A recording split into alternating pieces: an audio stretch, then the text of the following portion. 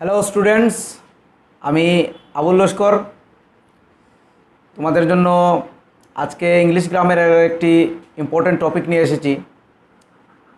বর্তমানে কোভিড-19 প্যান্ডেমিকের জন্য স্কুলে কলেজে ক্লাস হচ্ছে না, সুতরাং এই কথা মাথায় রেখে যাতে স্পেশালি ক্লাস 10 অ্যান্ড 12-এর যাতে বেশি ক্ষতি না হয় সেই কারণে প্রায় সব শিক্ষকরাই অনলাইন ক্লাস দিচ্ছেন। আমিও চেষ্টা করছি যাতে ছাত্রছাত্রীদের অনলাইন ক্লাসেসের মাধ্যমে কিছুটা লস কম করা যাতে যায়, স্পেশালি ক্লাস 10 অ্যান্ড ক্লাস 12-এর ছাত্রছাত্রীদের জন্য। তো আমি বেশি দেরি করছি না, আজকের এই ভিডিওতে আমরা একটি ইম্পর্টেন্ট টপিক ক্লাস 10-এর সিলেবাসও আছে এবং ক্লাস 12-এর সিলেবাসও আছে, প্রিপোজিশন নিয়ে আমরা আলোচনা করব। প্রথমে আমরা জানব যে প্রিপোজিশন জিনিসটা কি। আমরা তো ডাইরেক্টলি প্রিপোজিশন নিয়ে এসে যাই, অফ বসবে না ইন বসবে, অন বসবে। আজকে আমরা প্রথমে প্রিপোজিশনটা কি সেটার একটি সংক্ষিপ্ত ধারণা নেব। এরপর আমি কিছু ইম্পর্টেন্ট প্রিপোজিশন আছে সেইগুলো নিয়ে আলোচনা করব। কয়েকটি প্রিপোজিশন নিয়ে আমি আলোচনা করব পরবর্তী ভিডিওতে। আরও বাকি যে প্রিপোজিশনগুলো থাকবে সেগুলো নিয়ে আমি আলোচনা করব। তো তাহলে শুরু করা যাক। প্রিপোজিশনটা কি? তো preposition is a word that indicates the relationship between a noun and other words in a sentence. একটি বাক্যে নাউনের সাথে কি সম্পর্ক আছে বা বাকি শব্দগুলোর সাথে কি সম্পর্ক আছে সেটাই এই আমার প্রিপোজিশন দ্বারা বোঝানো হয়। প্রিপোজিশন এমন একটি শব্দ যেটি ওই সেন্টেন্সে থাকা নাউন বা ওই সেন্টেন্সে থাকা অন্যান্য যে শব্দ আছে সেটার সাথে কি সম্পর্ক আছে, ওইগুলো কি পজিশনে আছে সেইগুলি বোঝানো হয়। আমরা যদি ভালোভাবে প্রিপোজিশনটা বুঝতে চাই তাহলে আমি আপনাদেরকে একটি এক্সাম্পলের মাধ্যমে প্রথমে সেটি বুঝিয়ে দেব যে প্রিপোজিশন ছাড়া কোনো একটা জিনিসের পজিশন আমরা ভালোভাবে বুঝতেই পারবো না। একটি জিনিসের মধ্যেই বিভিন্ন পজিশন থাকতে পারে, যেটাকে ভালোভাবে বোঝাতে হলে আমাদেরকে প্রিপোজিশনের কারেক্ট ইউজ জানতে হবে। তাহলে শুরু করা যাক। আমি প্রথমে একটি এক্সাম্পল নিচ্ছি। মনে করো এই যে টেবিল, আমি যে টেবিলে বসে আছি, অথবা চিত্রে একটি টেবিল দেখানো হবে। তো আমি যে টেবিলে বসে আছি সেটিকে আমি অবজেক্ট এখানে নিচ্ছি। এই যে টেবিল আছে এটির উপরেও জিনিস থাকতে পারে, এটির সামনেও জিনিস থাকতে পারে, এটির পিছনেও জিনিস থাকতে পারে, এর নিচেও জিনিস থাকতে পারে, এর মধ্যে থাকা বক্সের মধ্যেও জিনিস থাকতে পারে, এর মধ্য থেকে কোনো কিছু এসেও চলে যেতে পারে, এর উপরেও অনেক কিছু থাকতে পারে। তো এই একটি টেবিলকে নিয়ে যে প্রিপোজিশনগুলো ইউজ হবে সেটা আমি তোমাদেরকে ডেসক্রাইব করছি। তো প্রথমে আমি বলছি, যদি এই টেবিল আছে, এই টেবিলের মধ্যে আমার ল্যাপটপটা আছে, ল্যাপটপটা আমার রাখা আছে, টাচ আছে, ল্যাপটপটা এখানে স্পর্শ করা আছে। যদি কোনো জিনিস টাচ হয়ে থাকে কোনো জিনিসের উপর, তাহলে সেখানে অন প্রিপোজিশন বলবে। The laptop is on the table. On the table, এটা আমার টেবিলের উপর আছে কিন্তু স্পর্শ করে আছে। আমার মাথার উপর ফ্যান ঘুরছে, তোমরা হয়তো দেখছো না, কিন্তু আমার মাথার উপর ফ্যান ঘুরছে, এটাও টেবিলের উপর আছে।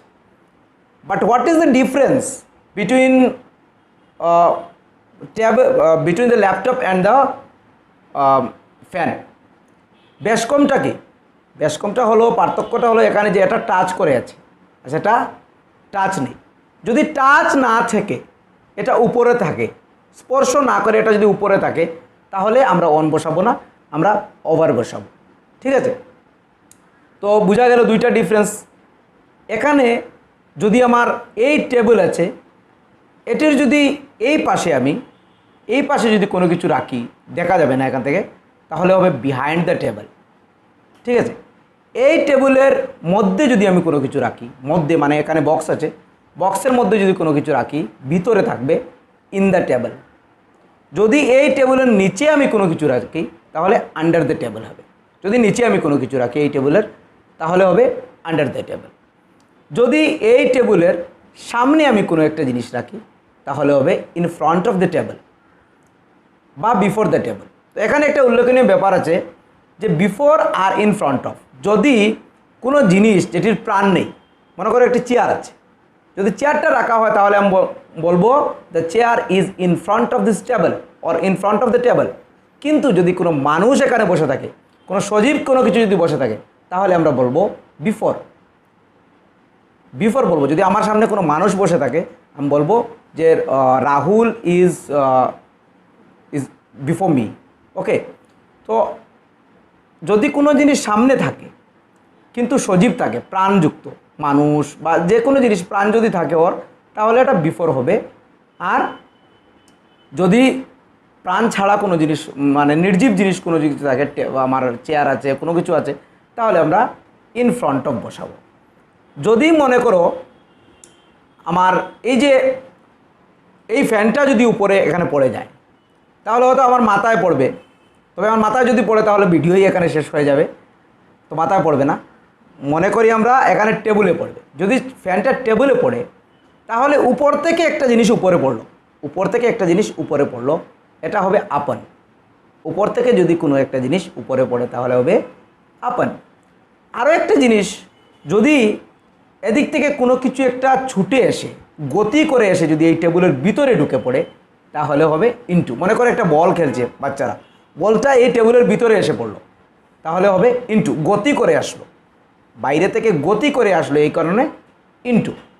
আর যদি কোনো একটা জিনিস এই টেবিলের বাইরে থেকে ঢুকে ভিতর দিয়ে হয়ে আবার বাইরে চলে যায়, বাইরে থেকে এসে ভিতর দিয়ে হয়ে আবার যদি চলে যায়, বাইরে চলে যায়, তাহলে হবে through. The bullet passed through his body. যদি আমি গুলি করি তাহলে গুলিটা এদিকে ঢুকে ওদিকে বেরিয়ে যাবে। যদি কোনো কিছু জিনিস বাইরে থেকে এসে ভিতরে ঢুকে আবার বাইরে চলে যায়, তাহলে হবে থ্রু। তো তোমরা বুঝতে পারছো যে এই একটি অবজেক্ট, এই একটি টেবিলকে কেন্দ্র করে আমরা কিভাবে বিভিন্ন প্রিপোজিশন ব্যবহার করছি। আমি যদি বলি that laptop is over the table, তাহলে কিন্তু এটা ভুল হয়ে যাবে। যে বুঝার সে বুঝবে যে ল্যাপটপটা এমন একটি পজিশনে আছে যেটা আমার টেবিলে সংযুক্ত নেই, টেবিলের সাথে স্পর্শ করা নেই, সেটা ভুল হয়ে যাবে। আমি যদি আবার বলি যে the fan is moving on the table, তাহলে কি ফ্যান কি টেবিলের মধ্যে ঘুরবে, টেবিলে লেগে লেগে ঘুরবে নাকি? ঘুরবে না, তো এটা ভুল হয়ে যাবে। তো তাহলে আশা করি এই এক্সাম্পল থেকে তোমরা বুঝতে পারছো যে প্রিপোজিশনটা কত বেশি গুরুত্বপূর্ণ একটি সেন্টেন্সকে সম্পূর্ণ রূপ দিতে, একটি সেন্টেন্সের পূর্ণ মিনিং বুঝাতে, সম্পূর্ণ ভালোভাবে একটা সেন্টেন্সের মিনিং বুঝাতে কত বেশি ইম্পর্ট্যান্ট প্রিপোজিশনের, সেটা তোমরা বুঝেছো আশা করি। যদি কোনো কোয়েশ্চন থাকে তাহলে কমেন্ট বক্সে আমাদেরকে বলতে পারো, আমরা তোমাদেরকে অবশ্যই সাহায্য করব। এখন আমি তোমাদেরকে নেক্সট পার্টে, এই ভিডিওর নেক্সট পার্টে আমি কয়েকটি ইম্পর্টেন্ট প্রিপোজিশন নিয়ে এখানে শর্ট আলোচনা করব। প্রথমে আমি কোয়েশ্চন দিয়ে দেব, তারপর কোয়েশ্চন দেখে আমি কোয়েশ্চনগুলো মাধ্যমে ডিসকাস করব। এইগুলো আবার ক্লাস 10 এবং ক্লাস 12 দুই ক্লাসের জন্যই গুরুত্বপূর্ণ এখানে। স্টুডেন্টস, তাহলে ইম্পর্টেন্ট কয়েকটা কোয়েশ্চন আমাদের এখানে ডিসকাস করে যাব। প্রথমে আমি কয়েকটা সেন্টেন্স তোমাদেরকে দিচ্ছি, 4টি সেন্টেন্স দেব, সেগুলোতে কি প্রিপোজিশন বসবে তোমরা কমেন্ট করতে পারো, আর আমি তো ডিসকাস করবই। প্রথম সেন্টেন্সটা হলো the old man died dash cancer, mister Sharma died dash malaria, the poor man died dash hard labour, fourth হলো he died dash over eating. তাহলে এখানে ডাই মানে মৃত্যুর সাথে কি প্রিপোজিশন বসবে বা মৃত্যুর সাথে বসা কয়েকটা ইম্পর্টেন্ট প্রিপোজিশন আমরা এখানে ডিসকাস করব। তোমরা জানো যে অপশন থাকে, তো অপশান এক্সামে মৃত্যুর সাথে অপশনটা দেওয়া থাকে die of or die from, die ফরও থাকে কোনো সময়। তো এখানে the old man died dash cancer, এই যে বৃদ্ধ মানুষটা সে কী কারণে মারা গেল? ক্যান্সারে মারা গেল। ক্যান্সারটা একটা অসুখ। আমি প্রথমে ডিসকাস করছি তোমাদের সাথে যে যদি কোনো মানুষ কোনো অসুখে মারা যায়, কোনো বিমারি মানে কোনো ডিজিজে মারা যায়, তাহলে সেখানে অফ বসবে। কোনো মানুষ যদি ম্যালেরিয়াতে মারা যায়, মনে করুন Rahul Gupta died dash malaria, তাহলে কী হবে? অফ হবে, অফ ম্যালেরিয়া। যদি যে কোনো অসুখে, যদি কোনো মানুষ যে কোনো অসুখে মারা যায়, তাহলে এটার সাথে প্রিপোজিশন বসবে অফ। তাহলে তোমরা বুঝতে পারছো যে প্রথম দুইটি প্রশ্নে আমাদের কি প্রিপোজিশন বসবে, তোমরা কমেন্ট করতে পারো। আর লাস্ট যে দুটি কোয়েশ্চন আছে, একটিতে লেখা আছে the poor man died dash hard labour. এই গরিব মানুষটি বেশি পরিশ্রমের ফলে মারা গেছে। মানে ডাইরেক্ট এফেক্ট নেই, কোনো ডিজিজ নেই, ডাইরেক্ট এফেক্টে নয়, ও পরিশ্রম বেশি করেছে যেটার এফেক্ট হয়ে ও মারা গেছে। আরেকটিতে আছে he died dash over eating. সে বেশি খাওয়ার ফলে মরে গেছে। বেশি খেয়েছে, লিমিটের বাইরে খেয়েছে, যেটির এফেক্ট হয়েছে, প্রতিক্রিয়া হয়ে সে মারা গেছে। এভাবে যদি কোনো কিছুর প্রতিক্রিয়া হয়ে, কোনো কিছুর এফেক্ট হয়ে যদি কোনো মানুষ মারা যায়, তবে তোমরা ফ্রম প্রিপোজিশনটা বসাবে। তাহলে বুঝতে পারছো যে আমার বাকি যে দুটি সেন্টেন্স আছে এটিতে কোন প্রিপোজিশন বসবে। ঠিক আছে, আরও একটি প্রিপোজিশন, আরও একটি ইউজ আমি এখানে বলে দিচ্ছি তোমাদেরকে, যে কোনো মানুষ যদি কোনো কারণে, মানে কোনো কারণে বলতে কোনো কিছুর জন্য মারা যায় বা কোনো কিছুর জন্য যদি স্যাক্রিফাইস করে, তবে সেখানে ফর বসবে। মনে করুন he died dash his country, he died for his country. ও নিজের দেশের জন্য মরেছে, ও নিজের দেশের জন্য মানে প্রাণ দিয়েছে যুদ্ধে, বা মনে করুন কোনো একটি যুদ্ধ লেগেছে, কোনো একজন সৈনিক মারা গেছে, তাহলে ফর হিজ কান্ট্রি, ও নিজের দেশের জন্য মারা গেছে। ঠিক আছে, আশা করি তোমাদেরকে এই ডাইয়ের সাথে ফর অফ অ্যান্ড ফ্রম এই তিনটা কোন কোন ক্ষেত্রে ব্যবহৃত হবে, আশা করি তোমরা ভালোভাবেই বুঝতে পেরেছো। যদি কোনো কোয়েশ্চন থাকে ইন দিস রিগার্ড, তোমরা কমেন্ট বক্সে কোয়েশ্চন করতে পারো। ঠিক আছে, এখন আমি আরও একটি ইম্পর্টেন্ট, মানে কনফিউজিং নয়, স্টুডেন্টরা কনফিউজ হয়ে যায়, কিন্তু অনেক সহজ। বিটুইন আর এমং। বিটুইন আর এমং মানে দুইটা বা তার ততোধিক বেশি জিনিস বা মানুষের মধ্যে কোনো কিছু বন্টন করা, থাকা, এই জিনিসগুলোকে বোঝায়। তো আমি তোমাদেরকে বলে দিচ্ছি, আমি ডেসক্রাইব করছি বিটুইনটা কোন ক্ষেত্রে হবে, এমংটা কোন ক্ষেত্রে হবে। তারপর আমি সেন্টেন্স তোমাদেরকে দেব, তোমরা সেটার উত্তর কমেন্ট বক্সে দিয়ে দেবে। ঠিক আছে, আশা করি পারবে। প্রথমে এক্সপ্লেন করে দিচ্ছি। বিটুইনটা হবে দুইটা জিনিসের মধ্যে, দুইটা জিনিস বা দুইটা মানুষের মধ্যে যদি কোনো কিছু থাকে, তবে সেখানে আমাদের বিটুইন হবে। যেমন মনে করো এই ল্যাপটপ আছে, এই ফাইলগুলো আছে, এখানে যদি আমি এই মোবাইলটা রেখে দিই, তাহলে এই মোবাইলের পজিশন বোঝাতে গিয়ে আমাদেরকে কি ইউজ করতে হবে? যেহেতু দুইটা জিনিসের মধ্যে আছে, আমরা বিটুইন ইউজ করব। ঠিক আছে, the mobile is between this two objects. একটা ল্যাপটপ, একটা ফাইল, এই দুইটির মধ্যে আমার এই মোবাইলটা আছে। তো দুইটা মানুষের মধ্যে বা দুইটা জিনিসের মধ্যে যদি কোনো জিনিসের অবস্থান করে, তাহলে এটা কি হবে? এটা বিটুইন হবে। আর যদি দুইয়ের অধিক হয়ে যায়, তিন বা অসংখ্য হয়ে যায়, তাহলে এটা হবে আমাদের এমং হবে। মনে করো আমরা চকলেট বন্টন করব স্টুডেন্টের মধ্যে, হ্যাঁ, তো আমরা কি করব? Let's distribute this chocolates dash the students. কী হবে? Among the students. Because student তো আমার এখানে দুইজন নেই, অনেকজন স্টুডেন্ট থাকবে। যখন স্টুডেন্টদের মধ্যে আমরা বন্টন করব, তখন এগুলো আমাদের প্রিপোজিশনটা হবে কি? অ্যামং বসবে এখানে। বিকজ এখানে দুইজনের মধ্যে নয়, দুইজন থেকে বেশি মানুষের মধ্যে বন্টন করা হচ্ছে। ঠিক আছে, এখন আমি তোমাদেরকে স্ক্রিনে 4টি সেন্টেন্স দিচ্ছি, সেগুলো কি আনসার হবে আমাকে কমেন্ট বক্সে জানিয়ে দেবে, আমি উত্তর বলে দেব। Meena was standing dash Rahul and Manoj. Meena Rahul আর মনোজের মধ্যে আছে। কি হবে বলো তো? এখানে হবে বিটুইন, কারেক্ট, বিটুইন হবে, কারণ দুইটা ছেলের মধ্যে ও দাঁড়িয়ে আছে, দুইজনের মধ্যে আছে, তাহলে বিটুইন হবে। She divided the money dash the two brothers. কী হবে? তিনি দুইজন ভাইয়ের মধ্যে এই টাকাগুলো বন্টন করে দিলেন। তো যেহেতু দুইজন ভাইয়ের মধ্যে দিয়েছেন, তাহলে কি হবে? কারেক্ট, কারেক্ট, তাহলে হবে between. Okay, let's distribute this chocolates dash the students. চলো স্টুডেন্টদের মধ্যে এই চকলেটগুলো বন্টন করে দিই। স্টুডেন্ট যেহেতু দুইয়ের বেশি, হ্যাঁ, তাহলে কি হবে? এখানে অ্যামং হবে। ওকে, নেক্সট একটা সেন্টেন্স আমি বলছি। The principal distributed masks dash the students. Principal, এই প্যান্ডামিক চলছে, তোমরা জানো মাস্ক মানে লাগানো বাধ্যতামূলক। তো প্রিন্সিপাল স্যার তোমাদেরকে মাস্ক বন্টন করছেন, ঠিক আছে? তো এই যে মাস্কটা বন্টন করছেন, এটা তো দুইজনের মধ্যে হবে না, এটা স্টুডেন্টদের মধ্যে বলা হয়েছে করছেন, তাহলে এখানে কি হবে? অ্যামং বসবে। এক্স্যাক্টলি, অ্যামং বসবে। তো এইভাবে আমরা খুবই সহজ, এগুলো খুবই সহজ, আমাদেরকে একটু বুঝতে হবে, বুঝলেই আমরা মানে পরীক্ষায় ইজিলি দিতে পারবো। এখানে মনে রাখার কিছু নেই, টেনশন নেওয়ার কিছু নেই, মানে একটু বুঝতে হবে, তারপর যে কোনো সেন্টেন্স আসুক। একটা কথা মনে রাখতে হবে, সেন্টেন্স আমরা শিখবো না, আমরা সেন্টেন্স শিখবো না, we should have to learn the rules and the exceptions.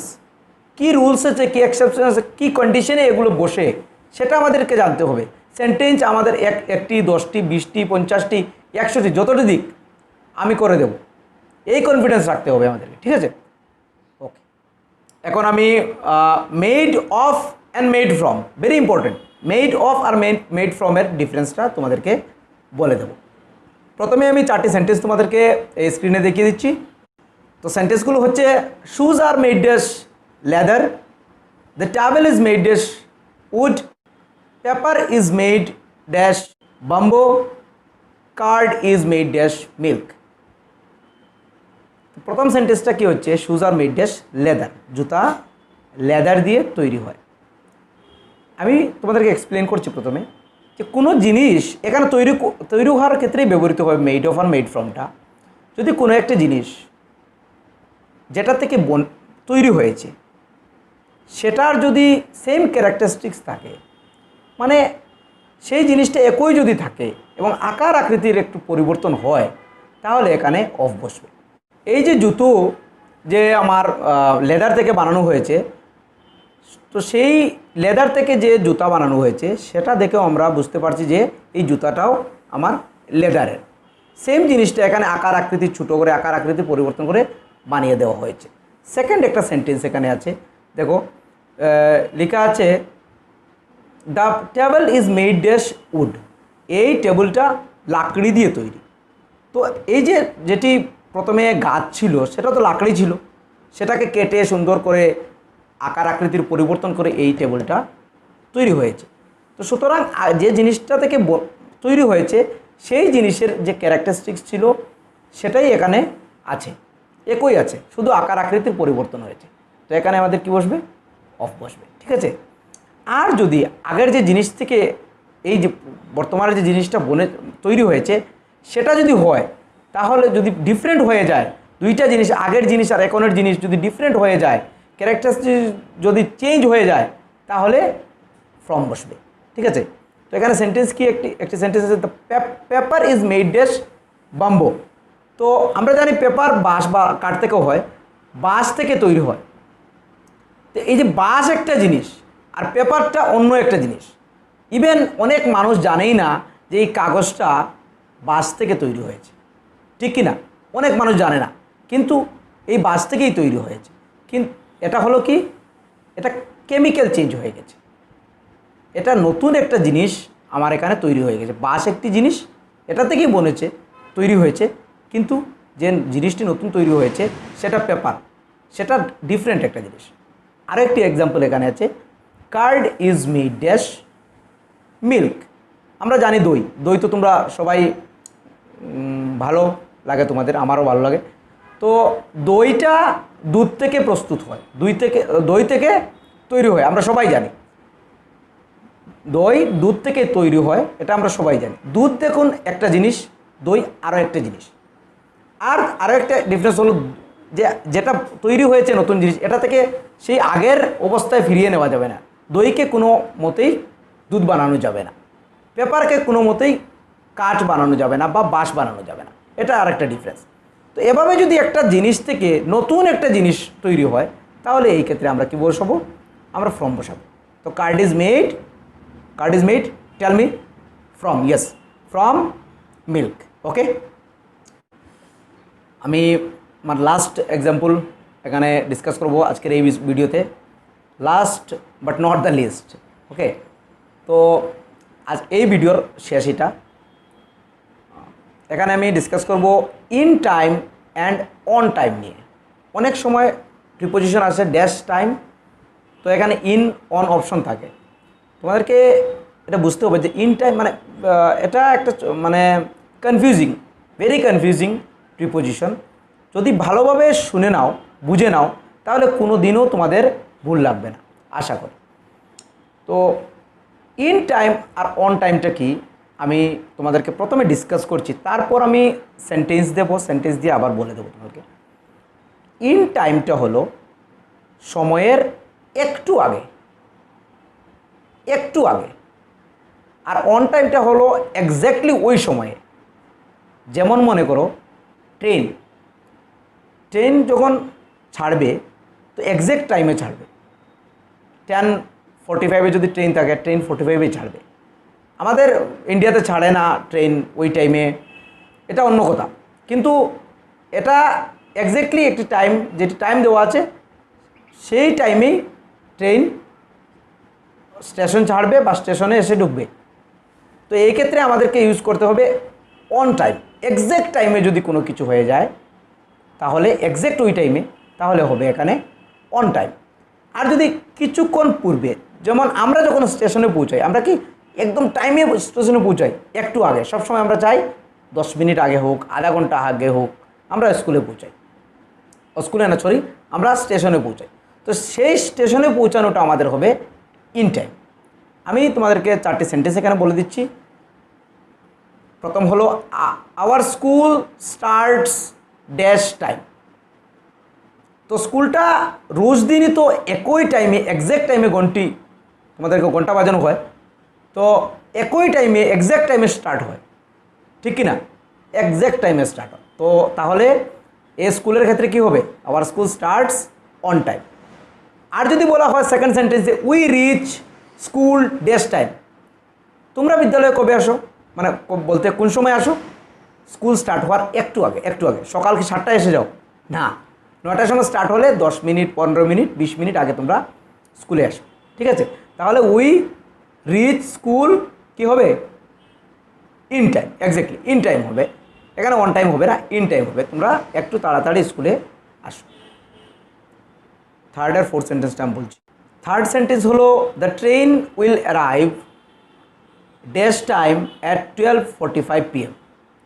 ট্রেনটা 12:45 PM আসবে। তো ট্রেন যে আসবে, সেই আসাটা এক্স্যাক্ট টাইমে আসবে, বলেও দিচ্ছে এখানে 12:45, আগেও না পিছেও না, সেম টাইমে, এক্স্যাক্ট টাইমে আসবে। তাহলে এখানে হবে অন টাইম, ইয়েস, এখানে হবে অন টাইম হবে। ফোর্থ সেন্টেন্সটা হলো we reached the station dash time. আমরা স্টেশনে সময় মতো পৌঁছালাম, যে কথাটা আছে এখানে, সেই সময়টা কি? যদি 10:30-এ ট্রেন ছাড়ে, তাহলে আমরা 10 মিনিট 15 মিনিট আগেই আসবো, তাই নয় কি? তাহলে এখানে হবে ইন টাইম হবে। দেখো একটা জিনিস বুঝতে হবে যে বাস, ট্রেন, সেগুলো টাইমে, এক্স্যাক্ট টাইমে ছাড়ে না বা স্টেশনে এসে পৌঁছায় না, এটা অন্য কথা। আমরা অ্যাজিউম করে নেব যে এগুলো টাইমেই এসে এবং টাইমেই ছাড়ে, কারণ এইগুলা ট্রেন বা অন্য কিছু যেগুলো বা ফ্লাইট, এগুলো টাইমে আসার কথা এবং এক্স্যাক্ট টাইমে ছাড়ার কথা। সুতরাং আমরা অ্যাজিউম করে নেব, এখানে কনফিউজ হবে না। তাহলে আশা করি তোমরা ভালোভাবে বুঝতে পেরেছো, এবং আমি তোমাদেরকে এখন স্ক্রিনে এই যে ডিসকাশন হয়েছে আমাদের কয়েকটি পয়েন্টে প্রিপোজিশনের, সেইগুলোর মধ্য থেকে সেইগুলোর উপর ভিত্তি করে আমি তোমাদেরকে কয়েকটি কোয়েশ্চেন এখানে স্ক্রিনে দিচ্ছি। এই কোয়েশ্চেনগুলোর আনসার কি হবে তোমরা কমেন্ট বক্সে তোমরা জানিয়ে দিও, অথবা তোমরা বাড়িতে প্র্যাকটিস করো। তোমরা যদি আনসারগুলো কমেন্ট বক্সে না দিলেও হবে, তোমরা এই ভিডিও দেখার পর এই যে আমি কোয়েশ্চেনগুলো দিলাম এইগুলোর আনসার কি সহজভাবে করতে পেরেছো না পারোনি? যদি কোনো প্রবলেম থাকে তাহলে কমেন্ট বক্সে আমাদেরকে জানিয়ে দিও। ঠিক আছে, ধন্যবাদ।